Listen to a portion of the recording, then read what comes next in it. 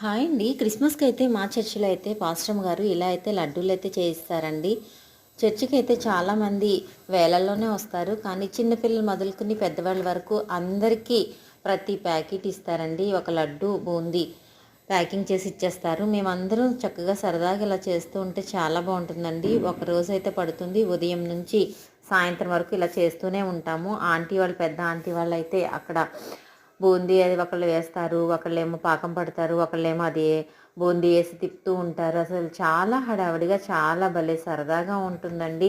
Christmas వచ్చిందంటే ఆ నెలంతా మాకు ప్రార్థనలు జరుగుతూనే ఉంటాయి. శని క్రిస్మస్లు జరుగుతూ ఉంటాయి. పాటలు, స్కిట్లు, డ్యాన్సులు అన్నీ చాలా బాగుంటాయి. ఆంటీ వాళ్ళు చూసారా ఉదయం మొదలుకొని తెల్లవారుజామున పెట్టారంటండి. తెల్లవారుజాము నుంచి రాత్రి వరకు వేస్తూనే ఉన్నారు. ఏ ఆంటీ ఏ పని చేయాలో ఆ పనులు చేస్తూనే ఉంటారు. పెద్ద ఆంటీ అయితే బూందీ దేవుతున్నారు. చాలా బాగా వచ్చినాయి లడ్డూలు అయితే టేస్ట్ చాలా బాగుంటాయి.